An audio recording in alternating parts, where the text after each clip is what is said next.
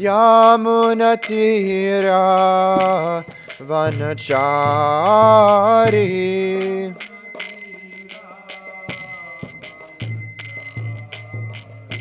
Jaya Radha Madhava Kunja Bihari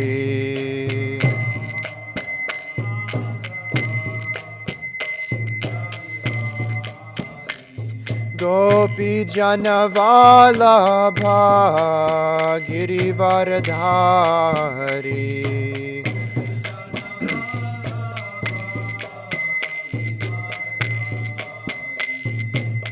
Yashodanandana Vraja Janaranjana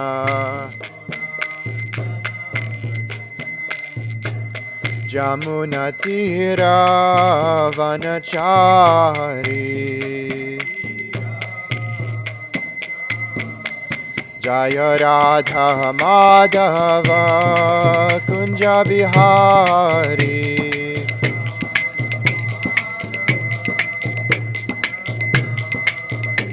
Gopi Janavalabha Girivardhari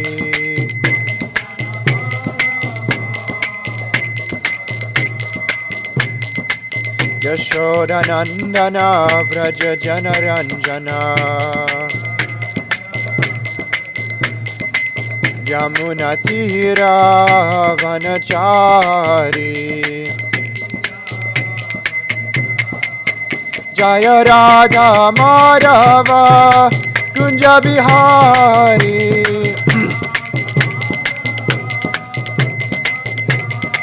Jaya Radha Madhava Kunja Bihari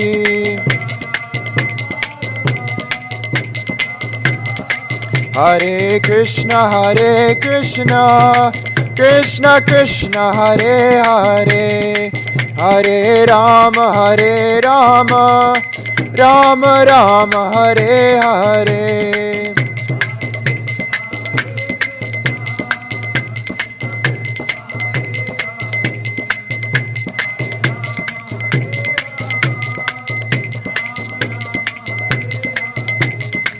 Hare Krishna Krishna Krishna Hare Hare Hare Rama Rama Rama Hare Hare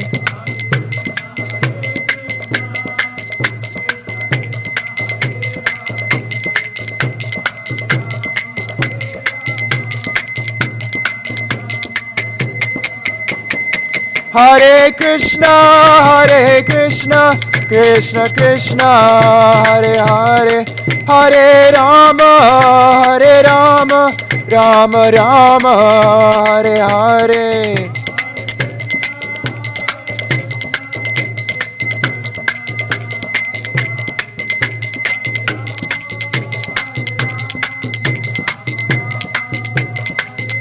Hare Krishna Krishna Krishna Hare Hare Hare Rama Rama Rama Hare Hare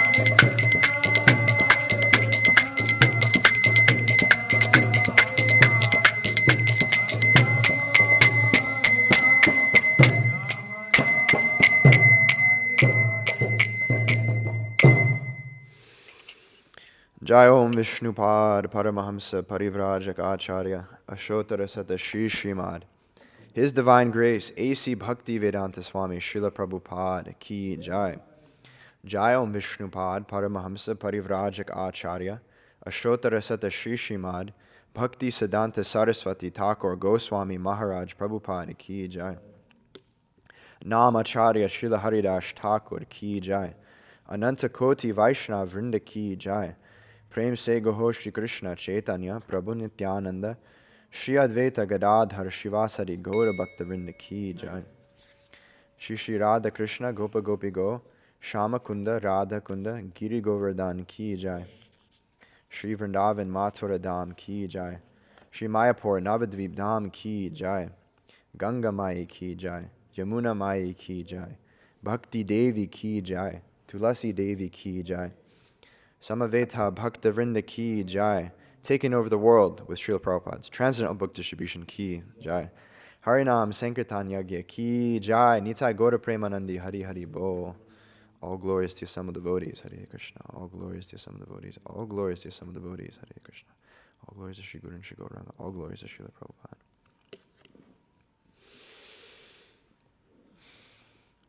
Om Namo Bhagavate Vasudevaya.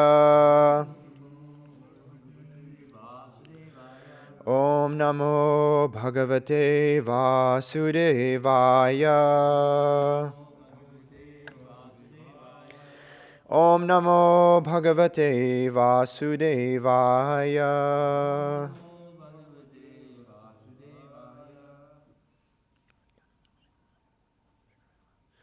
Reading from third canto of Srimad Bhagavatam, third chapter titled The Lord's Pastimes Out of Vrindavan, text number 9 and 10, starting with 9. Right, word for word meaning. Tasu apatyani ajanayat atma tulyani sarvataha ekasyam dasha prakritehe vibhushaya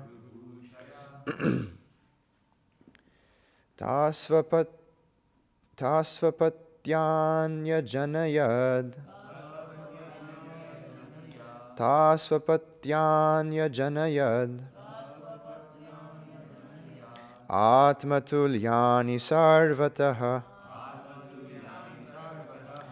atmatulyani sarvataha ekaikasyam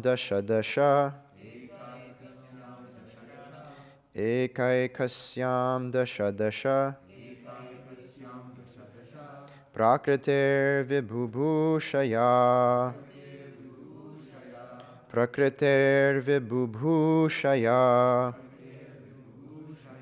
tasvapatyanya janayad atmatulyani sarvataha ekaikasyam dasha prakriter vibhushaya tasvapatyanya janayad atmatulyani sarvataha ekaikasyam dasha prakriter vibhushaya. Please chant. Tasvapatyanya janayad atmatulyani sarvataha ekaikasyam dasha prakriter vibhushaya tasvapatyanya janayad atmatulyani sarvataha ekaikasyam dasha prakriter vibhushaya tasvapatyanya janayad atmatulyani sarvataha ekaikasyam dasha prakriter vibhushaya.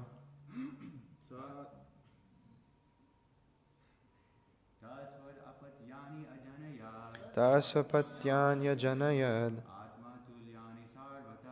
atmatulyani sarvataha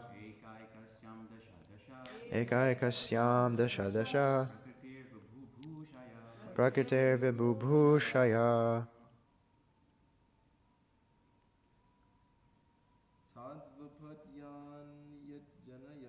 tashvapatyanya janayad atmatulyani sarvataha ekaikasyam dasha dasha prakritir vibhubhushaya tasvapatyanya janayad atmatulyani sarvataha ekaikasyam dasha dasha prakritir vibhubhushaya. Mataji. Tasvapatyanya janayad atmatulyani sarvataha ekaikasyam dasha dasha prakritir vibhubhushaya. Tasu, unto them. Apatyani, offspring. Ajanayat, begot. Atma, tulyani, all like himself. Sarvataha, in all respects. Eka, ekasyam, in each and every one of them. Dasha, 10. Dasha, 10. Prakritehe, for expanding himself. Vibhubhushaya, so desiring. Translation by His Divine Grace A.C. Bhaktivedanta Swami Srila Prabhupada Ki Jai. Just to expand himself according to his transcendental features, the Lord begot in each and every one of them 10 offspring with exactly his own qualities. So I'll go through text 10 as well. Kala Magada Shalvadin Ani Kairudataf Puram Aji Ghanat Svayam Divyam Swapum Sam Teja Adishat. Translation and purport by His Divine Grace A.C. Bhaktivedanta Swami Srila Prabhupada Ki Jai. Translation. Kalyavana, the king of Magadha, and Shalva attacked the city of Mathura, but when the city was encircled by their soldiers, the Lord refrained from killing them personally, just to show the power of his own men. Purport. After the death of Kamsa, when Mathura was encircled by the soldiers of Kalyavana, Jarasandha, and Shalva, the Lord seemingly fled from the city, and thus he is known as Ranshor, or one who fled from fighting. Actually, the fact was that the Lord wanted to kill them through the agency of his own men, devotees like Muchukunda and Bhima. Kalyavana and the king of Magadha were killed by Muchukunda and Bhima, respectively, who acted as agents of the Lord. By such acts, the Lord wanted to exhibit the prowess of his devotees, as if he were personally unable to fight, but his devotees could kill them. The relationship of the Lord with his devotees is a very happy one. Actually, the Lord descended at the request of Brahma in order to kill all the undesirables of the world. But to divide the share of glory, he sometimes engaged his devotees to take the credit.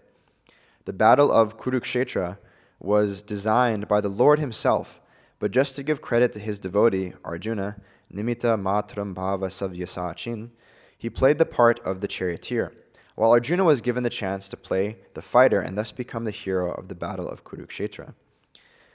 What he wants to do himself by his transcendental plans, he executes through his confidential devotees. That is the way of the Lord's mercy towards his unalloyed devotees.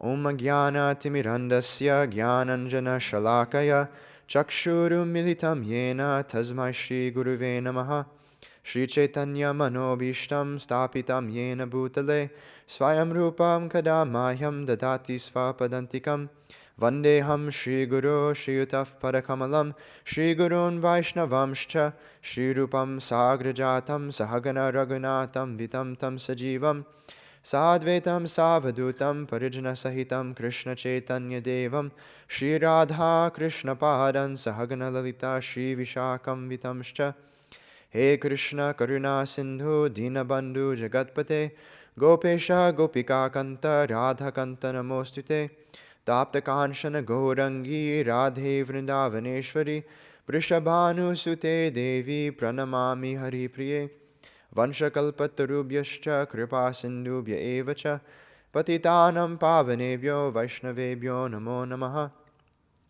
Nama Om Vishnu Padaya Krishna Prishtaya Bhutale Shrimate Bhakti Vikasa Swaminiti Namine Nama Om Vishnu Padaya Krishna Prishtaya Bhutale Shrimate Bhakti Vedanta Swaminiti Namine Namaste Saraswate Deve Gauravani Pracharine Nirvishesha Shunyavari Pashtatya Deshatarine Jaya Shri Krishna Chaitanya Prabhu Nityananda Shri Advaita Gadadhara Shivasadi Gaura Bhakta Vrinda Hare Krishna Krishna Krishna Hare Hare Hare Rama Rama Rama Hare Hare.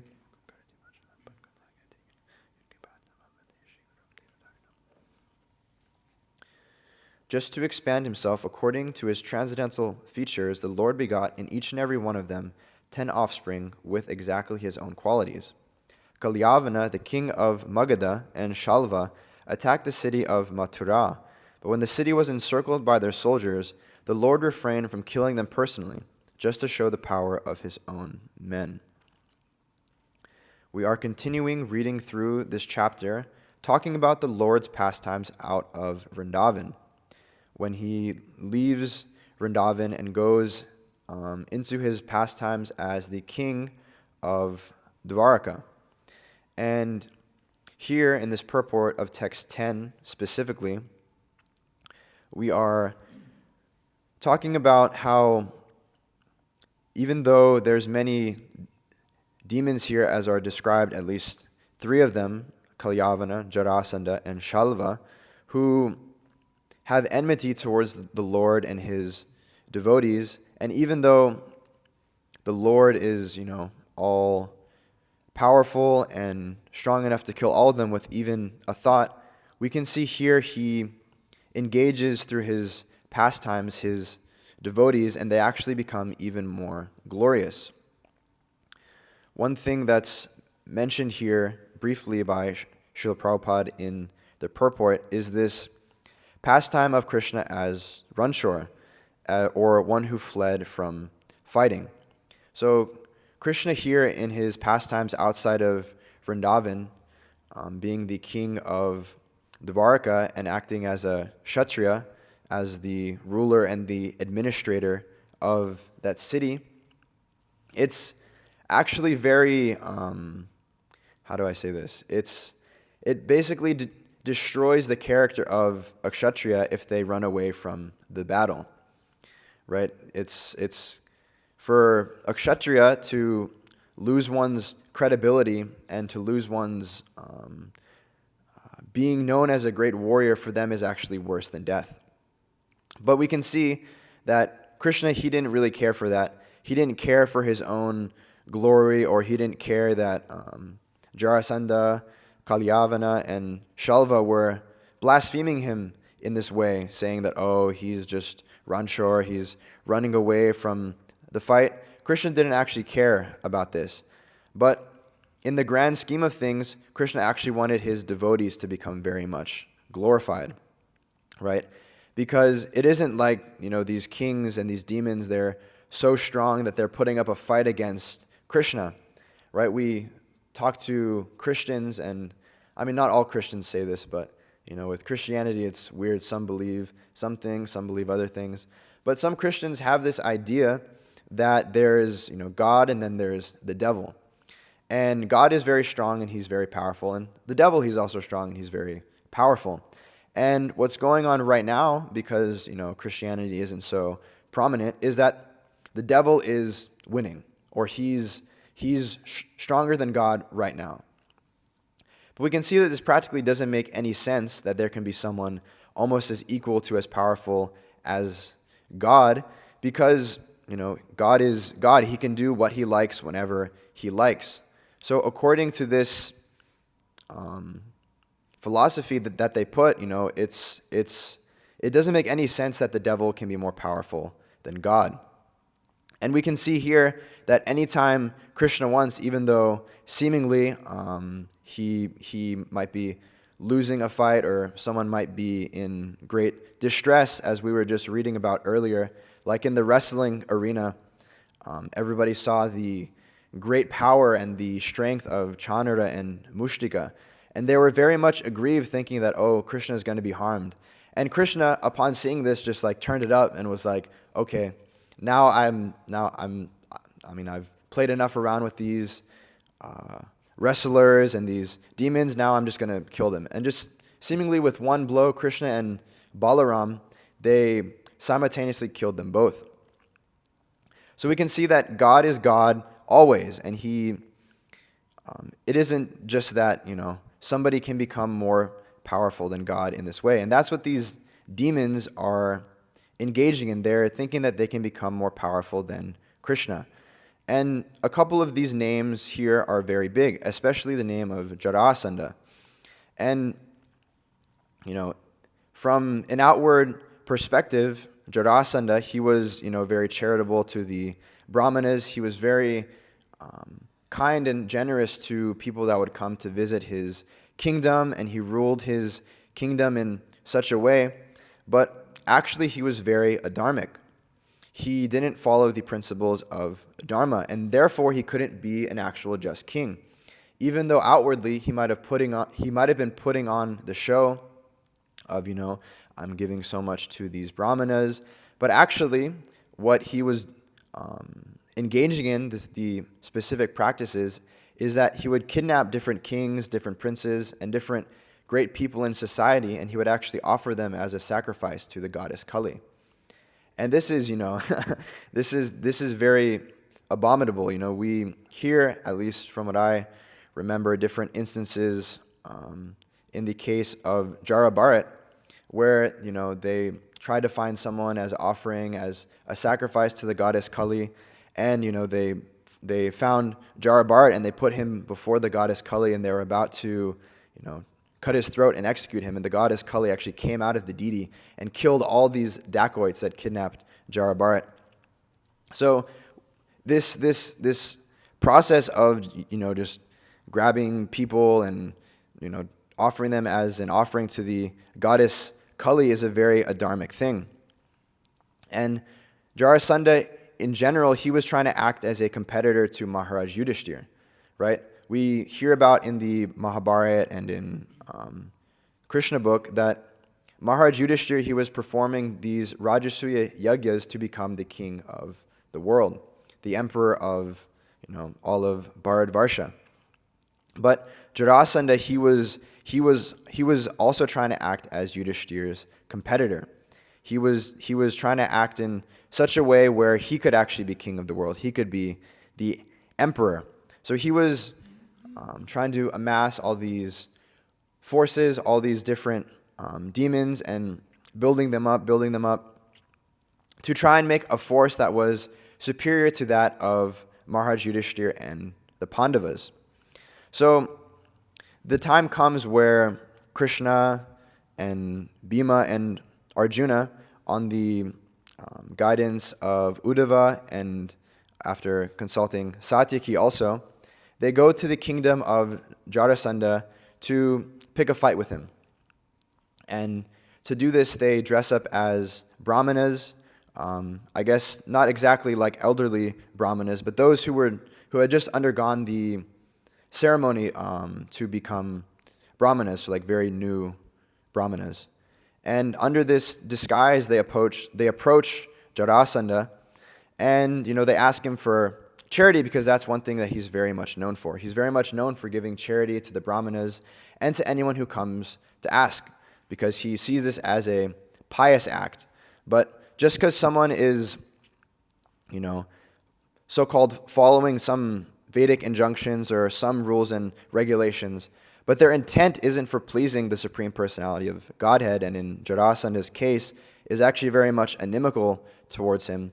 We can see this is actually very much adharmic, right? Because Krishna says in the Bhagavad Gita that we should abandon all these varieties of religion and simply surrender unto him, abandon all these other dharmas, and just simply surrender unto the Supreme Personality of Godhead. That is the actual ultimate dharma that Krishna himself teaches us in Bhagavad Gita. So we can see that even though Jarasandha, he was putting on a show of being so-called charitable to the Brahmanas, and he received them in a seemingly nice way, actually he was acting very adharmically. So, they approach before him, and Jarasandha is like, okay, I can give you anything. What do you want? And Krishna tells him, my other two Brahmana friends here, they've taken this monovrata, or they won't be speaking, but they'll be breaking their vow tonight, so you can come and you can meet with us then. And when Jarasandha goes, and he goes to their kingdom, or not their kingdom, but where they're staying in his palace for the night, Krishna tells him, actually, I'm your eternal enemy, Krishna, and this is Bhima, and this is Arjuna. And we have come here to ask the charity of picking a fight with you.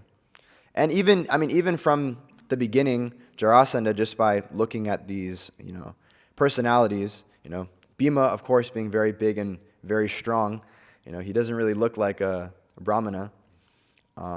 Arjuna also, as a Kshatriya, he's very strongly built, and also from carrying the Gandiva bow, he has a mark on his shoulder from resting the strong and powerful Gandiva bow on his shoulder. And Krishna too, it's he's putting on a good disguise, but he's still Krishna, So Jarasandha, he looks at Arjuna, Bhima, and Krishna, and he's like, none of you guys are actually a fit match for me, because Arjuna, you're too young. Krishna, I already defeated you and you ran away. But Bhima, he looks pretty big and strong. He looks like he could be my equal. So I'll choose to fight with him. Right? Like Srila Prabhupada is making the point here that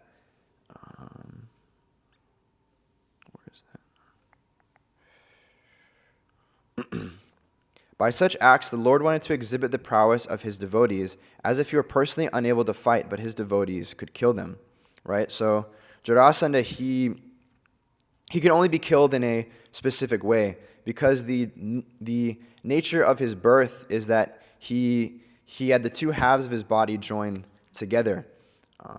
So he could only be killed in a very specific way. So even though one could, beat him and cut him with so many different instruments and so many different weapons, he could not be killed. And Krishna knew this, so Krishna, he could actually very easily kill Jarasandha himself, but he wanted to give the credit to Bhima. And, they engage in fighting Bhima and Jarasandha for such a long time. And finally, even Krishna tells Bhima secretly this way of killing Jarasandha. And then he's able to follow Krishna's instructions, and then he's able to kill the great king and demon Jarasandha. And he becomes very well known and famous for this. Similarly, in the case of the demon here, Kaliyavana, who's described here, he was killed by Muchukunda. And that pastime is described in the Krishna book, where, they're fighting, and then Krishna runs away, and then he goes to the cave of this Muchukunda, who, a little bit of background about him, is he was a great and powerful king, and the demigods had asked him for help in fighting a great war against the demons. And, they empowered him in specific different ways, and he was able to, with great effort and enthusiasm, defeat all these demons and come out victorious in the battle.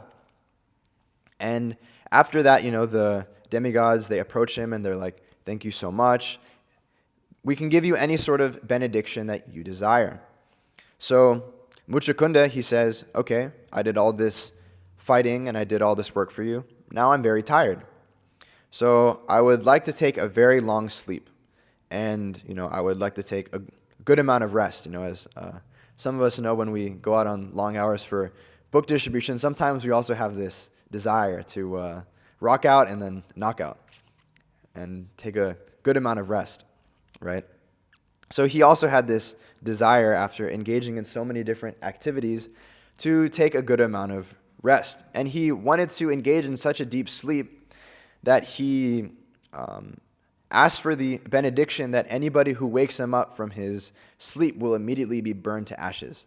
I know some of us might wish that we had that benediction also, because sometimes when you're sleeping really nicely and you get woken up, you get really fried out because you were taking a really good nap. So this is a instance, and he went to sleep in this cave so he could be very secluded. It's a nice dark area for taking good rest. So he's there, and Krishna knows that he's there. So when Krishna is engaging in his Ranchor pastimes, he runs and he goes into this cave, and Kalyavana follows him into this cave, and he wakes up Muchukunda, and then just like that, he gets burned to ashes. So, Krishna, like I said, he could have easily killed Kalyavana, but he decided to leave this task for Muchukunda. And one might ask, because it's being described here, that actually the fact was the Lord wanted to kill them through the agency of his own men, devotees like Muchukunda and Bhima. And from the history in the past that I just described, it might not seem like Muchukunda is a great devotee of the Lord, because, he did some fight for the demigods and he just took a good amount of rest. But it's described here because after Muchukunda gets woken up and he first sees Kalyavana and burns him to ashes, then he sees Krishna. And he's like, whoa, who is this amazing personality? Who are you? Are you some great king? Are you some demigod? And he inquires and he praises Krishna in this way, and is, asking and inquiring from Krishna. And Krishna actually describes the real nature of Muchukunda, which I'll read here from Krishna book. This whole section about Muchukunda, it's very nice actually. There's very beautiful prayers in there recited by Muchukunda.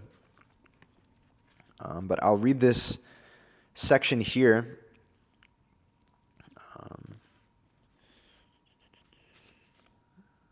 This is Deliverance of Muchukunda. I think it's chapter 51.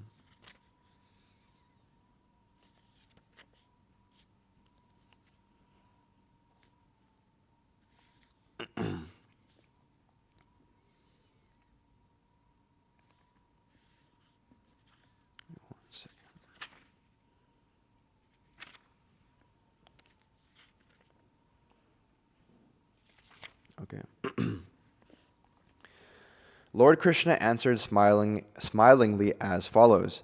My dear king, it is practically impossible to tell you about my birth, appearance, disappearance, and activities. Perhaps you know that my incarnation, Anantadev, has unlimited mouths, and from unlimited time he has been trying to narrate fully about my name, fame, qualities, activities, appearance, disappearance, and incarnations. But still he has not been able to finish. Therefore, it is not possible to know exactly how many names and forms I possess. It may be possible for a material scientist to estimate the number of atomic particles which make up this earthly planet, but the scientist cannot enumerate my unlimited names, forms, and activities. Many great sages and saintly persons have tried to list my different forms and activities, yet they have failed to make a complete list. But since you are so eager to know about me, I may inform you that I have now appeared on this planet just to annihilate the demoniac principle of people in general and reestablish the religious principles enjoined in the Vedas. I have been invited for this purpose by Brahma, the superintending deity of this universe, and thus I have now appeared in the dynasty of Yadus as one of their family members. I have specifically taken my birth as the son of Vasudev in the Yadu dynasty, and people therefore know me as Vasudev, the son of Vasudev. You may know also that I have killed Kamsa, who in a previous life was Kalanemi, as well as Pralambasura and many other demons. They have acted as my enemies, and I have killed them. The demon who was present before you acted as my enemy, and you have very kindly burned him to ashes by glancing over them. My dear King Muchukunda, you are my great devotee, and just to show you my causeless mercy, I have appeared in this cave.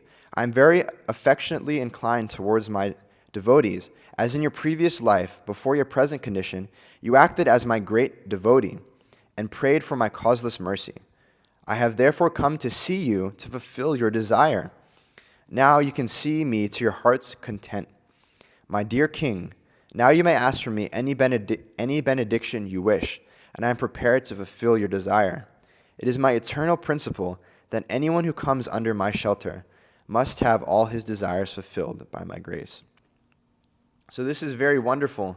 We can see here that Muchukunda, who is revealed by Krishna as being a very great devotee, Krishna says that he is prepared to give him any benediction and fulfill any wish and any desire that he has.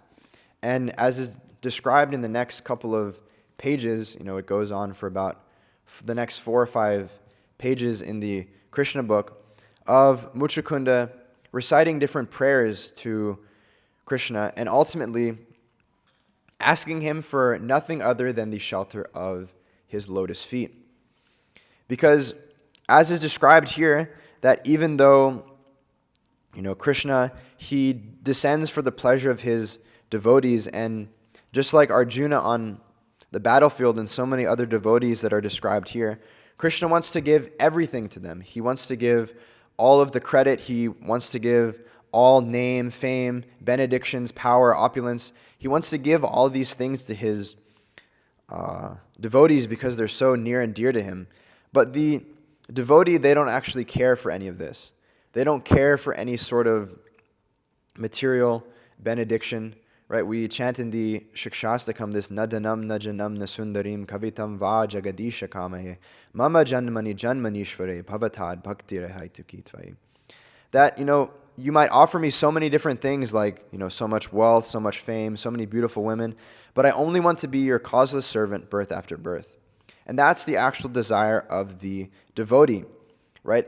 Like as is described here, the Lord knew the desire of his devotee, Muchukunda, and he actually was present before him, right? Krishna actually appeared before Muchukunda in his own personal form, and he said, now you can, you had the desire to see me, now you can see me to your heart's content. And this is all that the devotee actually wanted. We can see in the case of Dhruva Maharaj also that he was praying for so many material things. He was praying for in a kingdom equal or greater to that of the King of Heaven. But when he saw the Supreme Personality of Godhead, he had no other desire than just to see the Supreme Personality of Godhead. And then not just to see him, but then he realized that all these material desires that he had, they were just useless. They were a waste of time. They were like searching for glass when you can have a diamond. So this is the nature of devotees, and it's the nature of one not to want all this credit and all this fame for the actions that they do.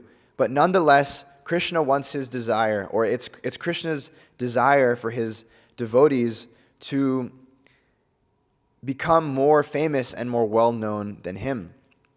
Right? We can see in this, what we're reading, this Srimad Bhagavatam, it isn't necessarily directly just pastimes about Krishna, but it's pastimes about all of Krishna's devotees. And, the stories about how they all link together. Like, I've been reading recently 5th and 6th canto, and if you just look at the chapter names, you might think that, it's like a whole bunch of like different stories where it jumps from here to there. But they're actually very interlinked and very connected, and you might think, okay, how does this pastime relate to this? But at least me, for reading it for the first time, I was just blown away by some things like first it describes this story, and then like the story of Jarabharat goes into like the story of Daksha, and then like all this other, it's like really amazing how the Lord's devotees and their glories, they're very much expanded in this Srimad Bhagavatam. And we can see we're distributing this Srimad Bhagavatam all over the world. So the glories of the Lord's devotees are being very widely distributed and presented all over the world, because this is Krishna's desire. Ultimately, it is Krishna's desire for his devotees to become very famous, very glorious for their engaging in his service. Because this is what devotees are actually glorious for, right? They're glorious in engaging in service for the Supreme Personality of Godhead. The other demon being described here is Shalva. And this demon, Shalva, he was very inimical towards the Yadu dynasty. And he got the benediction from Lord Shiva that he could get a weapon by which he could defeat the entire Yadu dynasty. And with that, he got, which is described in Krishna book by Srila Prabhupada, he got this airplane by which he could fly about, and it's described that it can become visible and invisible, and with it, he just has a lot of mystic power. And when Shalva, he actually goes to attack the city, Krishna actually isn't there. Krishna isn't present in this direct attack. He's, with the Pandavas at Indraprastha. So Shalva, he goes there to fight with the Yadus, and it's described in Srila Prabhupada's Krishna book that Pradyumna, he's there to fight with Shalva and fight with the onslaught of his armies. And I'll read a section from Srila Prabhupada's Krishna book here, glorifying Pradyumna in this specific pastime here. That would be chapter 77.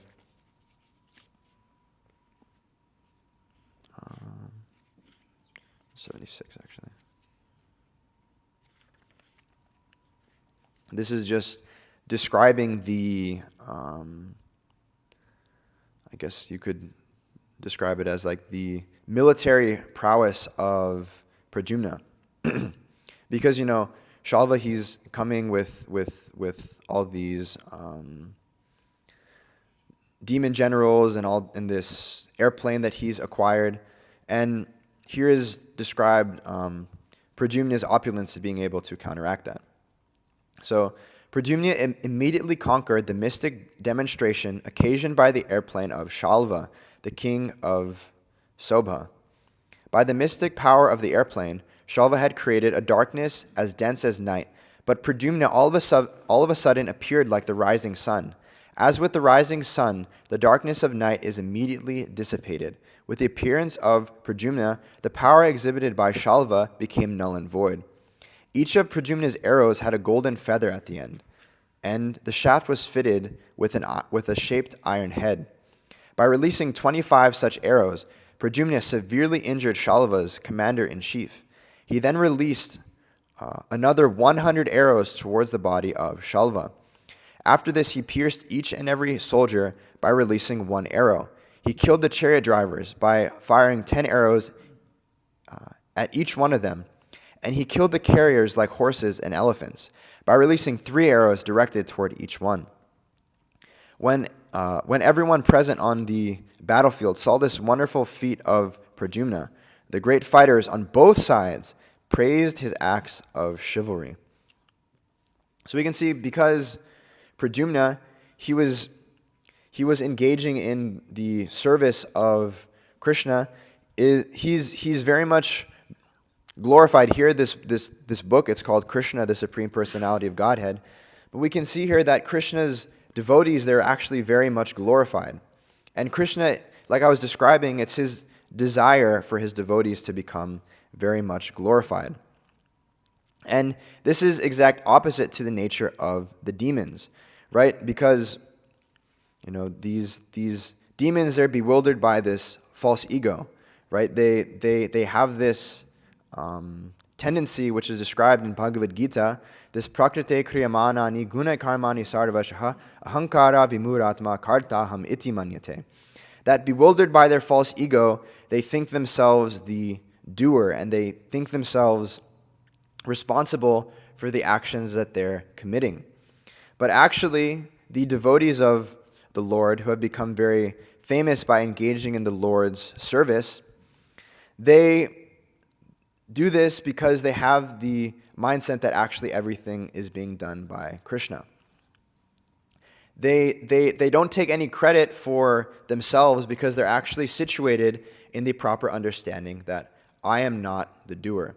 That any prowess, any opulence, any achievements that I might have, they're actually only due to the Lord's mercy. And specifically in our Gaudiya Vaishnav Sampradaya, we give respects to our previous acharyas and our spiritual master because we understand that without him we would be in the darkness of ignorance. Right? This is described as Oma Jnana Timirandasya Jnananjana Shalakaya Chakshurum Militamena Tasmai Shri Guruve Namaha. That without the mercy of the spiritual master, that we're simply in the darkness of ignorance. There is also this nice verse, this Mukum Karati Vachalam Pangum Lagai Tegrinim Yat Kripatam Aham Vande Shri Gurum Dinatarinam. That the spiritual master can make someone who's very ignorant and unable to perform so many different activities speak very eloquently and be able to cross over so many different obstacles. So we have this understanding that even though externally we might be engaged in so many activities, like here at Krishna Life, for example, we are engaging in Srila Prabhupada's service by the great and mass distribution of his books. Right? We are in the presence of devotees who have distributed so many books and who have broken so many world records for book distribution. But if you talk to these devotees and you talk to devotees who have engaged in Sankirtan for so many years, they will tell you that actually I cannot do anything, and that everything that I've done is only due to the mercy of my spiritual master. Mahotsa Prabhu often tells this story about when he once broke the world record, that he was distributing so many sets, and then he was thinking I'm doing so well and I'm doing so nicely. But he said that the second he started to have this mindset and this attitude, that for hours and hours no books went out at all. But then after he once again came with the mindset and understanding of, okay, Krishna, and praying to Srila Prabhupada and his own spiritual master, please use me as an instrument in your service, then he was actually able to break the world record. And so many devotees that go out, like Chandan Acharya Prabhu, he goes out to the airport and he does huge, right? It's because he's surrendered and he understands that Krishna is actually the doer. Actually, by myself I cannot do anything. And this is how the Lord's devotees, they become very prominent throughout the world, right? Like Srila Prabhupada, who is more famous than Srila Prabhupada, right? So many biographies and so many books have been written about just one person, right? We don't find in the material sphere almost anybody who has so much literature written about them. So Srila Prabhupada, he's so famous and he's so well known throughout the world, a good part due to the mass distribution of these books, as being the one who preached Krishna consciousness all over the world.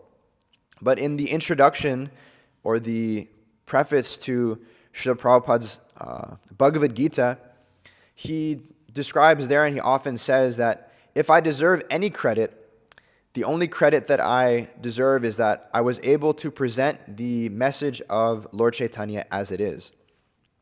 And that I was able to just simply present the message that was given to me by my own spiritual master.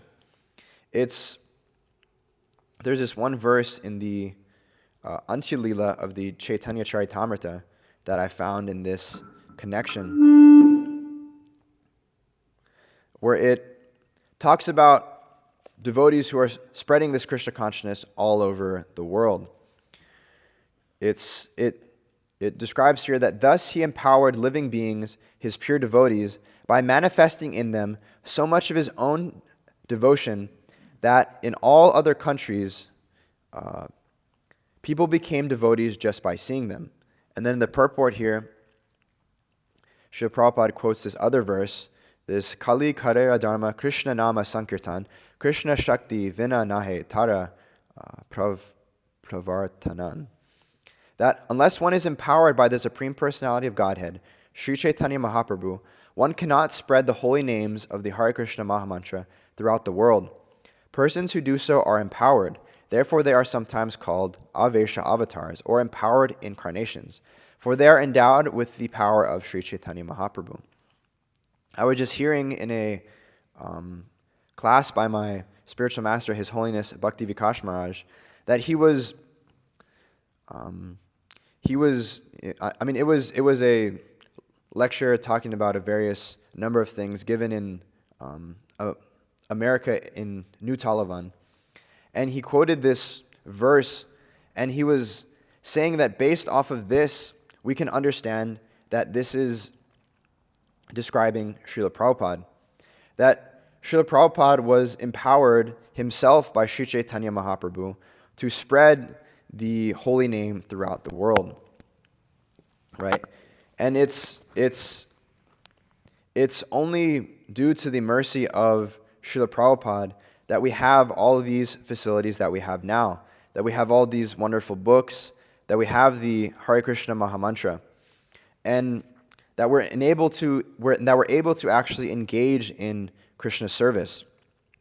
Right?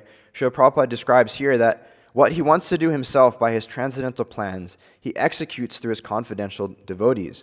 That is the way of the Lord's mercy towards his pure, unalloyed devotees.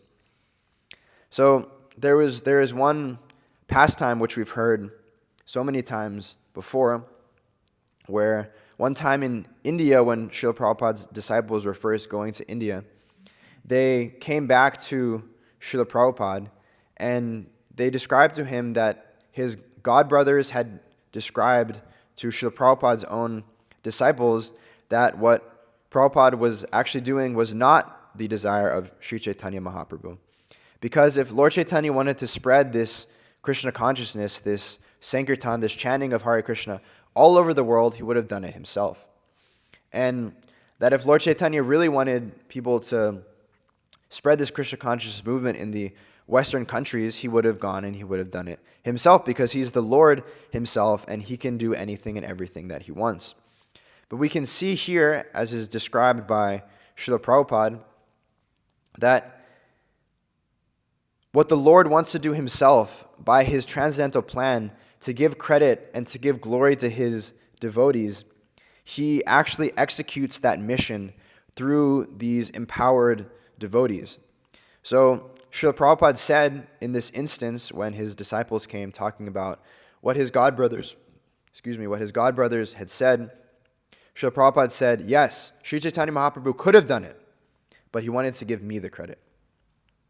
So we can see that because it was Sri Chaitanya Mahaprabhu's desire, not only for this Krishna conscious movement to be spread throughout the world, but for Srila Prabhupada to be famous throughout the three worlds, right? And for us to be able to take shelter of his lotus feet, that Srila Prabhupada was able to open so many temples in so many different cities all throughout the world. He was able to make so many disciples in places where other devotees and his godbrothers had gone before, and they said it was impossible. Srila Prabhupada was able to start a whole worldwide movement, spreading and preaching this Krishna consciousness all over the world. And he was able to empower his disciples and his sincere followers to also do this and to spread Krishna consciousness all over the world. And it's by the mercy of Srila Prabhupada, Sri Chaitanya Mahaprabhu, and our own spiritual master that we have any facility to engage in now. And it's the desire of Sri Chaitanya Mahaprabhu to make a situation in which everybody can come to the platform of Krishna consciousness, which is why Srila Prabhupada also gave his disciples work. to do. Srila Prabhupada said, 50% of my mission, 50% of my work is still left unfinished. Which is why Srila Prabhupada instructed his disciples in creating these Daiva Varnashram farm communities. So, Srila Prabhupada could have done it himself, but he left it for his disciples to do. Because we have to do something, we have to engage in Krishna's service. And we can see that these devotees being described here, Muchukunda, Bhima, Pradyumna, they became glorious because they were sincere servants of Krishna. As I was narrating earlier on in the previous class that I gave, this story of Sudama, where even though, because Krishna is so pleased with him, he gives him all this opulence and all this facilities, he says, okay, I've got this, and I, very undeservedly, and he very humbly has this attitude, and he's like, okay, now I can actually use this in Krishna's service. That all these facilities that he has acquired because he's Krishna's sincere devotee, he doesn't use it for himself, but he uses it in the service of Krishna. So we've been given so many great facilities, we've been given so many things, we've been given the mercy of having a bona fide spiritual master which we can surrender to and whose instructions we can follow. I haven't read through this Srila Bhakti Siddhanta Vaibhava, but traveling with Mahotsa Prabhu, I've read through a little sections here and there, and this book, it's so beautiful, it's so amazing, right? And in order to write this book, one has to be empowered. One has to be Bhakti Siddhanta Kantihi. One has to be this ray of light emanating from Srila Bhakti Siddhanta Saraswati Thakur. So our own spiritual master, he's been empowered by the previous acharyas, empowered by Srila Prabhupada, and just by following his instructions, we can spread this Krishna consciousness all over the world, and we can become devotees of Krishna by his mercy. So, by not having this mentality displayed by Kalyavana, Jarasandha, Shalva, where they think that by their own action they can become very great people and very glorious people, but simply by engaging in the service of Krishna, we can actually please Krishna very much, where just like in the case of Muchukunda, Krishna actually comes present before him, and he asks him, is there any desire that he wants to be fulfilled? And we can follow in the footsteps of devotees like Muchukunda and aspire to just be a speck of dust at the Lord's lotus feet, humbly serving him and engaging in this process. So, devotees are going out on book distribution, they're going out on Sankirtan today. And we can have this mindset where, we aren't the doer and we can be completely surrendered, because actually the only power and potency that we have is just to give people the books of Srila Prabhupada and Srila Prabhupada's faithful followers. So, similarly, by having this attitude and by engaging in the service of Srila Prabhupada and the whole disciplic succession, by distributing these books, we will actually become very dear to Krishna, to the whole disciplic succession, and to our own spiritual master. So I'll end my class here. If anybody has any corrections, questions, or comments, we can take those now. Koki Prabhu?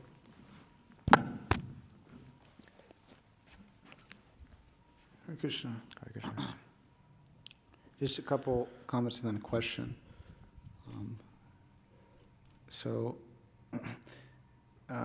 It's interesting. I guess it kind of first stood out to me till now, but I've always heard that, and I didn't really think about it so much, but Prabhupada's godbrother saying if Lord Chaitanya wanted the Krishna conscious movement to spread, he would have done it himself. But it's pretty crazy actually to say that. Yeah. It doesn't really make any sense at all. It's kind of along those lines of people that aren't born in Christianity, they're just suffer to go to hell forever, and that's Jesus puts them in that place like that. So like all these people, they're bereft of like Lord Chaitanya's mercy because he didn't want to go there. Yeah. And it was just like kind of really interesting. So I had a question just about Jarasandha, and I'll pull up a verse here. So this is from the first canto, 15th chapter, text 9. So the translation is, your respectable younger brother who possesses the strength of 10,000 elephants, killed by his grace Jarasandha, whose feet were worshipped by many kings. These kings had been brought for sacrifice in Jarasandha's Maha Bhairava Yagna, but they were thus released. Later they paid tribute to your majesty. So my question is that, so this sacrifice that Jarasandha was doing, was that like something Vedic? Was that something like mentioned? Was there like rules and regulations for that? And is there like any more information on that? I don't really know so much about it. Was just kind of like briefly glossing over, Jarasandha's different actions and his activities. I didn't really research so much into it. I assume he was following some instruction in someone's process. I don't think it was just some speculation that he came up with. He was going around and he was capturing all these kings and all these princes, and that isn't something that's recommended. But he had like the thought process that okay, if I kill these great people for worshiping Kali, then she'll be very pleased. That was kind of his attitude about it. But other than that, I don't really know so much. Yeah. I'm not sure. I think this just a little detail, but the sacrifice is to Shiva. Oh, I see. But anyways, I'm just kind of like wondering, because it's mentioned, and he's a demon, but then it's mentioned like he's like very, like he would like strict in following like the Vedic injunctions and things like that. So just kind of like wondering about that. Yeah, we can see so many demons, they become powerful, like Ravana and Hiranyakashipu, they worship Shiva and Brahma, and they attain some sort of benediction. But they were doing all this so they could get material opulence, and so they themselves could get some sort of power. So they thought that by that they could make themselves great, and then they could eventually take the position and usurp these people and become even more powerful than them. So, but the devotee, like we can see in the case of Muchukunda, right? Krishna comes before him and he asks him any benediction that he wants. And if you ask that to like a demon, they'll be like, give me like all the money, all the beer, like give me all this kind of stuff that I can get. But the devotee of Krishna, like Muchukunda, he said, just make me a servant at your lotus feet. So that's just kind of like the difference there. But as far as the exact like intricacies of his sacrifice, I didn't really research so much about that. Sorry. No, it's okay. I'm just wondering. Bro. Actually, it looks like speculation, because that you can see in the end of Srimad Bhagavatam in the Krishna book, that's also mentioned that one demon, he's cut his body, the piece, he can put in the fire, and he want to please Lord Shiva again. He put his one piece, second piece, this. And then Shiva came, he told, what are you doing? You can offer some little bit water, This is speculation. There's people also thinking, if I will bring this thousands of kings, or this Shiva, he will be pleased completely and he give me some benediction. This is demon speculation, because they're demons, their understanding and their consciousness is completely different from devotees' understanding. They thinking completely different. You can see all demons looks very stupid, because they like to conquer the Krishna. Already so many demons is died, and already is, everyone tried, but still they want to conquer the unconquerable. And see, and every time they try it again, like Jarasandha. How many times? 17 times he loses. No, Jarasandha, you're very powerful. Try again. Yes, I will try again. And then after 18 times, Krishna is went from the battlefield, and he think, Krishna is went. He's Ranachor. He's afraid me. It's so stupid. It's completely. Their understanding is completely different from devotees' understanding, because they bewildered by their house power and ego. Yes. Yeah, that's a good point. Thank you, Prabhu. Giri, Prabhu? So we're talking about like being an instrument, and me and Rishi Kumar Prabhu, we recently came from this event, and like we practically saw that, like because like in the beginning of the day, most Prabhu called us, and he's like, how many books are you gonna do? And he was like, we're like, I don't know. And then like Rishi was like, we'll do 7 sabdas, like each, like, or like, and more, or like whatever, And then like we vowed to do that. He's like, okay, if you don't do this, we're gonna like go into the fire. I'm like, so if we didn't do it, we're gonna die. So I was like, like we have to do this now. And like I was like, Rishi was like, he was doing his thing, but me, I was like suffering. I was like, and then like we only had like 30 minutes left. I'm just like, oh, we about to die. And then like, somehow or another Krishna always comes through. So, we ended up doing, we did our goal. But, even when like, I feel like like when you have like some pressure on you, it's like Krishna's like, okay, like, you gotta help us out, like, or we're gonna go into the fire, so it's like, ultimately it's like, yeah, if once you understand that like you're an instrument, like it's way easier to do books, I guess you can say.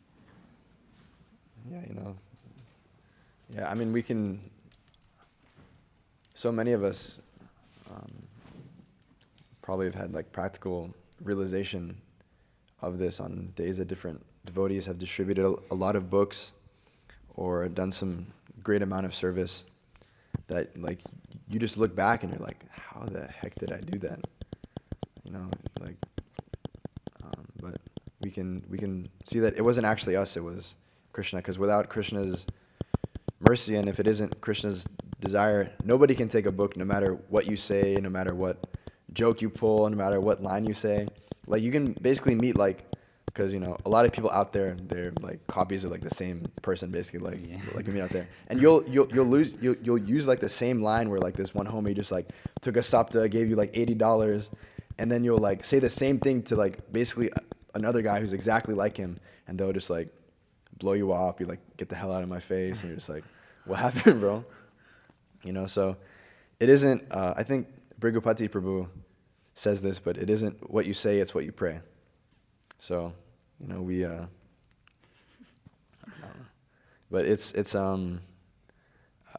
by just being sincere and by wanting to please Srila Prabhupada and our own spiritual master and the devotees, then Lord Chaitanya will empower us to make something happen. Any other questions here? Mataji's, any questions?